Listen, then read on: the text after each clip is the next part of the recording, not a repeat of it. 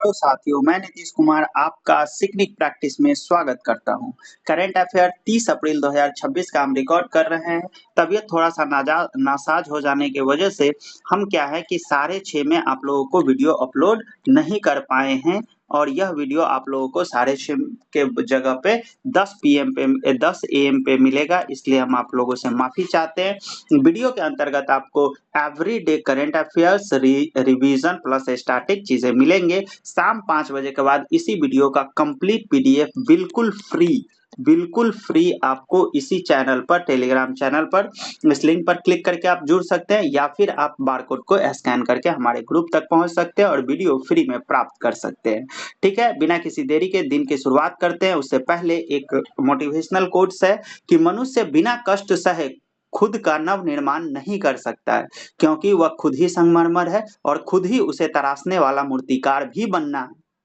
यानी कि अगर आप अपने जीवन में बदलाव चाहते हैं तो हर दिन आपको अपने ऊपर काम करना होगा, थोड़ा-थोड़ा मेहनत करना होगा, को तराशना होगा। आप खुद के जीवन का खुद ही मूर्तिकार हैं। अगर कोई भी पत्थर छेनी हथौड़ी के दर्द से अगर अपने आप को वो तराशने से दूर भगा ले तो वह कभी भी एक पूजे जाने वाला पत्थर नहीं बन सकता, एक मूर्ति, एक भगवान का स्वरूप नहीं ले सकता। इसी तरह से हमें भी अपने जीवन में लगातार मेहनत करते रहने की ज़रूरत है और एक दिन हम क्या करते हैं, अपने मुकाम पे पहुंच जाते हैं। ठीक है, तो चलिए आज का पहला क्वेश्चन देखते हैं। केंद्रीय स्वास्थ्य मंत्री श्री जेपी नड्डा सार्वजनिक स्वास्थ्य प्रणालियों में बेहतर और अनुकरणीय प्रथाओं तथा नवाचारों पर किस शहर में 10वीं राष्ट्रीय शिखर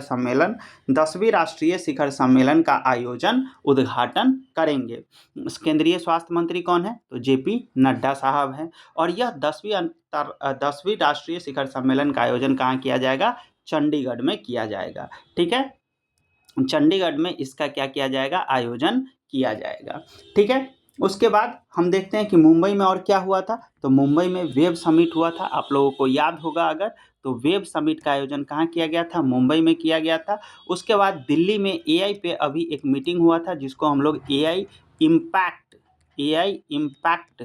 के नाम से जानते हैं, एआई इम्पैक्ट समिट के नाम से जानते हैं। उसके बाद क्या है, चेन्नई में इसी एआई का इसमें थोड़ा सा कंफ्यूजन आपको हो सकता है, एआई ग्लोबल, तो अंतर इसका बरकरार रखिएगा।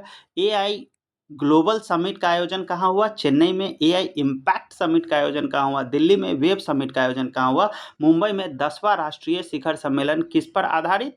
तो स्वास्थ्य प्रणालियों को बेहतर और अनुकरणीय बनाने पर जो 10वां शिखर सम्मेलन हुआ वो कहाँ हुआ? तो वो हुआ चंडीगढ़ में। कहाँ हुआ? चंडीगढ़ में हुआ। इससे संबंधित थोड़ा सा डाटा और देखते हैं कि स्वास्थ्य परिवार कल्याण मंत्रालय सार्वजनिक प्रणालियों में बेहतर अनुकरणीय प्रथाओं पर नवाचार पर 10वां राष्ट्रीय शिखर सम्मेलन का आयोजन चंडीगढ़ में किए थे। और इसकी स्थापना कब होती है? तो 2013 में इसकी स्थापना होती है और अपने स्थापना के बाद इस पहल ने सार्वजनिक स्वास्थ्य सेवा वितरण में अनुभवों और नवाचारों को साझा करने के लिए राज्यों और केंद्र शासित प्रदेशों को एक साथ लाया।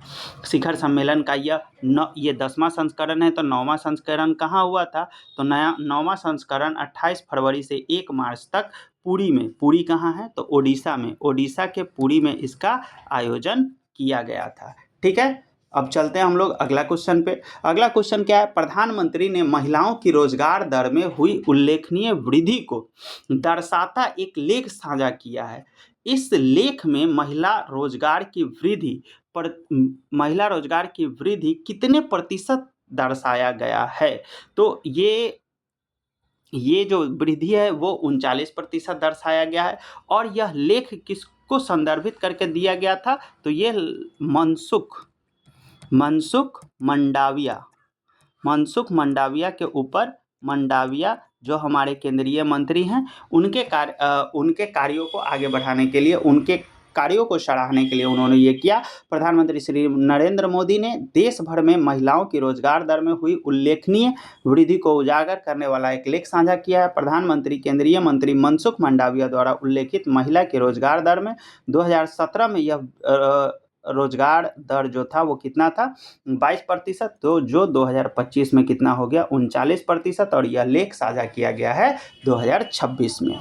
अगला क्वेश्चन देखते हैं, भारत केन्या संयुक्त व्यापार समिति की 10वीं बैठक कहाँ आयोजित की गई, किस शहर में आयोजित की गई, तो वह किया गया कहाँ पे, नैरोबी में, जो कि क्या है, केन्या की राजधानी है। केन्या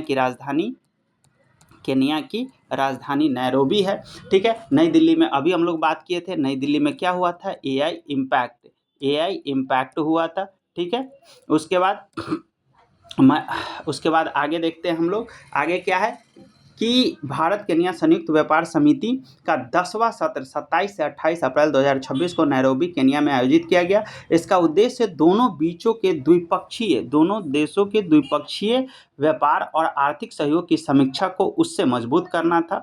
इस बैठक की सह अध्यक्षता भारत सरकार के वाणिज्य उद्योग मंत्रालय विभाग के सचिव हैं राजेश अग्रवाल, उन्होंने किया था। और केन्या गणराज्य के व्यापार राज्य विभाग के सचिव है सुश्री रेजिना अकोटा, ये दोनों नाम आपको याद रखना है।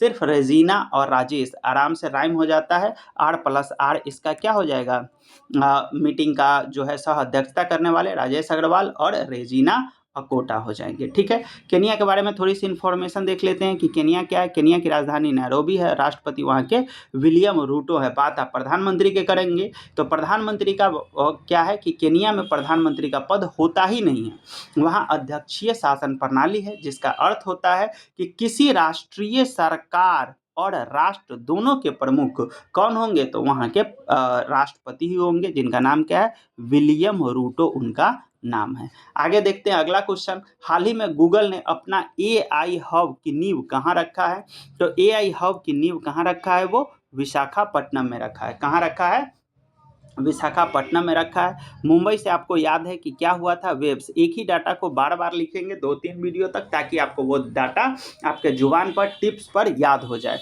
तो मुंबई में वेब्स हुआ था। ठीक है, और चंडीगढ़ क्या हुआ था, हम पहले बताए थे,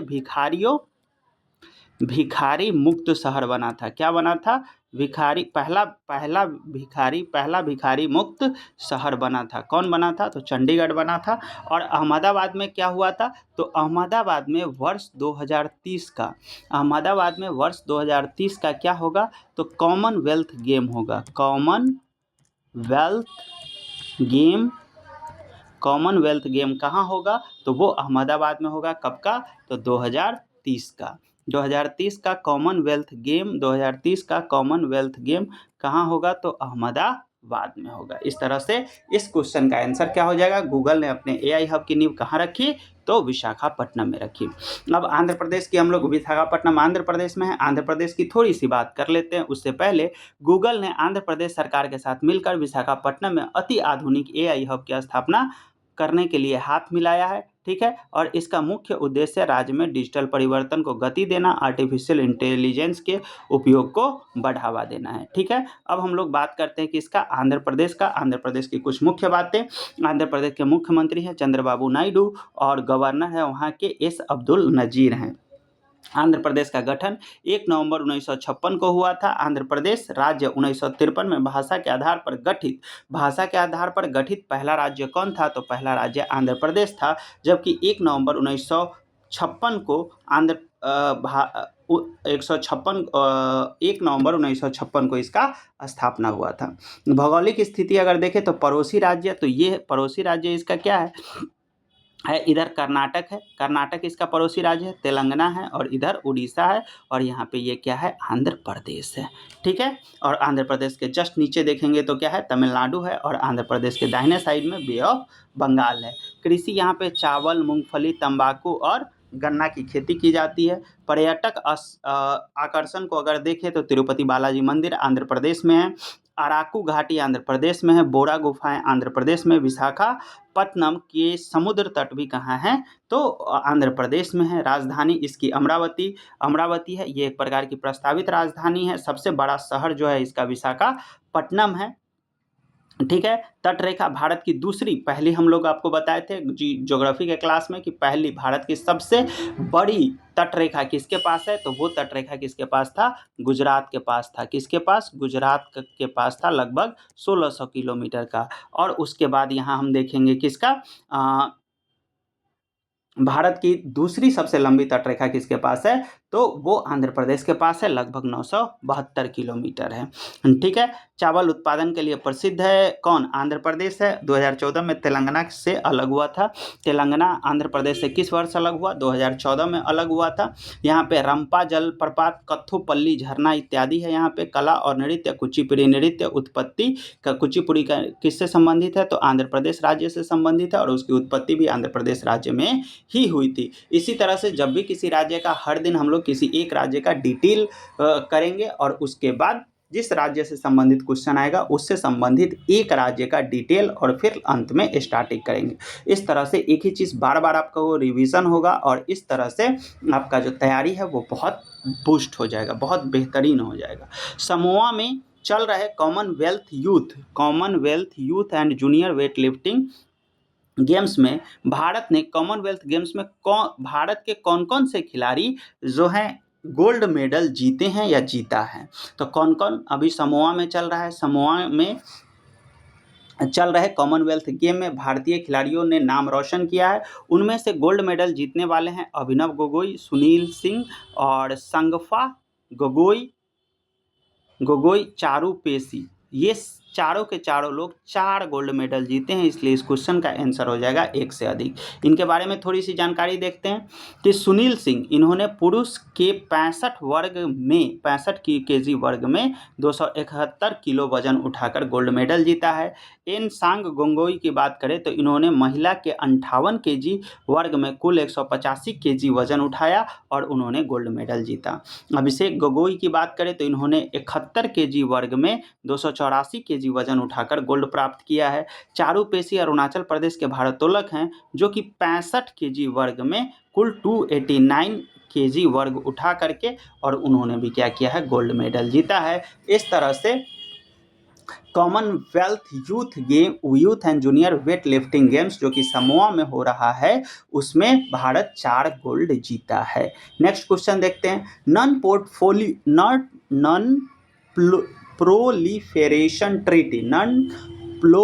प्रोलीफेरेशन ट्रीटी NPT जिसको हम शॉर्ट फॉर्म में कहते हैं, परमाणु अप्रसार संधि का उपाध्यक्ष हाल ही में किस देश को नियुक्त किया गया है, जो कि काफ़ी विवाद में घिरा हुआ है।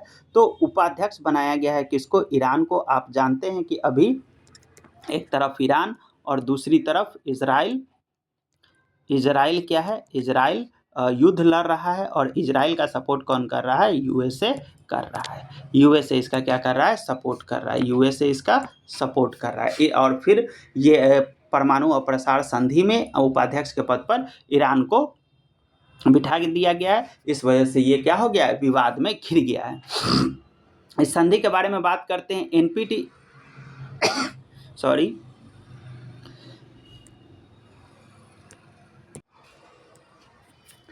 एनपीटी संधि के बारे में बात करते हैं। इस संधि पर वर्ष 1968 में हस्ताक्षर हुआ, लेकिन यह लागू किस वर्ष हुआ, तो 1970 में इसे लागू किया गया था। अप्रसार नॉन प्रोलिफेरेशन, इसका प्राथमिक कार्य परमाणु हथियारों, इसका प्राथमिक कार्य क्या है, तो परमाणु हथियारों के तकनीक और उनके निर्माण को अन्य देशों तक पहुंचने से रोकना, और उन देशों को हथियार बनाने से मना करना जिनके पास पहले से परमाणु क्षमता नहीं है। मतलब जिसके पास परमाणु क्षमता है वो उसको भी रोकने की कोशिश इस संधि के माध्यम से किया जाता है, और जिसके पास नहीं है उसको बनाने ही नहीं दिया जाता है। उसके बाद है निशस्त्रीकरण। यह संधि उन देश अमेरिका, रूस, ब्रिटेन, फ्रांस और चीन जिसके पास ऑलरेडी क्या परमाणु बम है को अपने परमाणु अधिकारों के जखीरों को कम करने और अंततः उन्हें समाप्त करने के लिए प्रोत्साहित भी करती है। अब आप कहिएगा कि भारत के पास तो परमाणु है और भारत पर यह संधि काहे नहीं लागू होता है, तो आगे देखिए कि भारत ने इस संधि पर अब तक हस्ताक्षर नहीं किया है, इसलिए यह भारत पर लागू नहीं होता है। शांति और इसका काम क्या है, तो ये कहता है कि शांतिपूर्ण उपयोग, यह संधि इस बात का समर्थन करती है कि सभी देश को परमाणु ऊर्जा का उपयोग शांतिपूर्ण कार्यों के लिए जैसे बिजली बनाने, चिकित्सा क्षेत्र के लिए करने का अधिकार है, बशर्ते वे अंतर्राष्ट्रीय नियमों का पालन करें। तो इस क्वेश्चन के माध्यम से आप एनपीटी के बारे में जान गए, जिसका इस स्थापना यानी कि इसका पहला हस्ताक्षर 1968 में, लागू 1977 में, और भारत इसका सदस्य देश नहीं है। और साथ में क्या है कि यह परमाणु अप्रसार नीति यानी परमाणु तकनीक को बढ़ावा देने को रोकता है। ठीक है, अब इसके बाद ये यहाँ तक का हमारा आज का करेंट अफेयर था, जो कि मोस्ट इंपॉर्टेंट करेंट अफेयर था। ज़्यादा क्वेश्चन ला करके ज़्यादा लेंदी हम वीडियो को नहीं बनाते हैं। अब सीधे आते हैं हम लोग कहाँ पे, तो स्टार्टिंग पे आज हम लेके आए हैं आपके लिए अंतर्राष्ट्रीय संगठन। अंतर्राष्ट्रीय संगठन में अंतर्राष्ट्रीय श्रम संगठन की बात करते हैं, अंतर्राष्ट्रीय श्रम संगठन की बात करते हैं। अंतर्राष्ट्रीय श्रम संगठन क्या करता है, तो स्थापना इसका होता है 1919 में, स्थापना इसका होता है 1919 में। हेडक्वार्टर जेनेवा स्विट्जरलैंड है और अध्यक्ष इसके गिलबर्ट होगैबो हैं। सदस्य 187 है और 187वां सदस्य कौन बना है, तो टोंगा बना है। ठीक है, उसके बाद है इंटरपोल। इंटरपोल की स्थापना, ये पूरी दुनिया की पुलिस इसको कहा जाता है। 1923 में इसकी स्थापना होती है। हेडक्वार्टर कहाँ है, लियोन्स में है। अध्यक्ष इसके वाल्डेसी उर्किजा हैं। 196 देश इसके मेंबर हैं और 196वां देश कौन बना है, पलाऊ बना है। उसके बाद राष्ट्रमंडल कॉमनवेल्थ की बात करते हैं। 1931 में स्थापना होता है। हेडक्वार्टर लंदन में है। अध्यक्ष शर्ली बोचवे हैं और सदस्य 56 सदस्य है और 56वां सदस्य टोगो बना है। संयुक्त राष्ट्र संघ की स्थापना की बात करते हैं, तो संयुक्त राष्ट्र संघ की स्थापना होती है आपको, संयुक्त राष्ट्र संघ की स्थापना, चलिए संयुक्त राष्ट्र संघ की स्थापना यहाँ 1900 कितना लिखा हुआ है, 1931 लिखा हुआ है, जो क्या है, गलत है। इसकी स्थापना कब हुई थी, तो इसकी स्थापना हुई थी वर्ष 1945 में। 1945 में इसकी स्थापना हुई थी। ठीक है, हेडक्वार्टर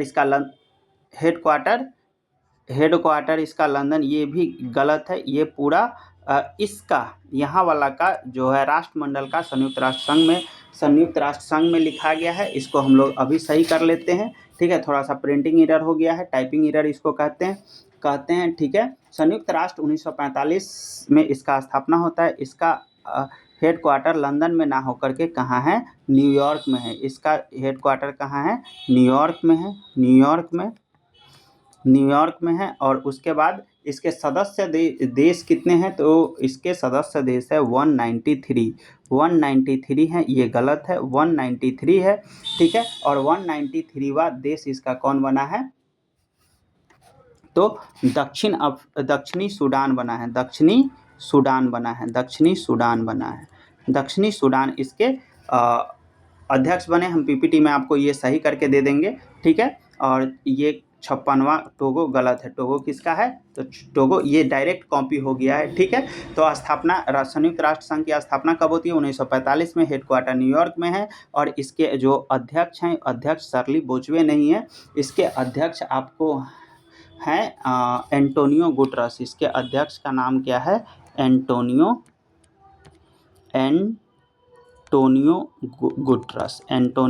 गुटरस इसके नाम है। ठीक है, ये सब कुछ आपको हम पीडीएफ में सही करके दे देंगे, तो उसके लिए चिंता नहीं करना। ये थोड़ा सा ये सेम वाला नीचे क्या हो गया, कॉपी हो गया है। ठीक है, तो इस तरह से हमारा ये आज का क्लास ख़त्म होता है। जो भी लोग इस चैनल पर नए हैं वो कृपया करके क्या करें, सब्सक्राइब कर दे चैनल को सब्सक्राइब करें। वीडियो अच्छा लगा तो लाइक करें। ठीक है, और अपने दोस्तों के साथ स्टडी ग्रुप में क्या करें, शेयर करने का काम करें, ताकि मोटिवेशन हमें मिलता रहे और अच्छा से अच्छा कंटेंट हम आप तक पहुंचाने का कोशिश करते रहे। आज तबीयत नासाज था, पीडीएफ भी लेट से बना है और उसके बाद में चीज़ें थोड़ी सी आज का ध्यान नहीं दिया गया तो वो गड़बड़ हो गया, चूँकि लेट हो गया था तो जल्दीबाजी था। ठीक है, उम्मीद है आप लोग समझेंगे और बहुत बहुत धन्यवाद आप सभी लोगों का। मिलते हैं नेक्स्ट वीडियो में, तब तक के लिए धन्यवाद, बहुत बहुत धन्यवाद। टेलीग्राम चैनल को ज्वाइन अवश्य कर ले, ताकि आपको वीडियो इस तरह का अगर कोई गलती हो तो वो गलती बाद में सही करके आप तक ये पहुंचाया जा सके। धन्यवाद।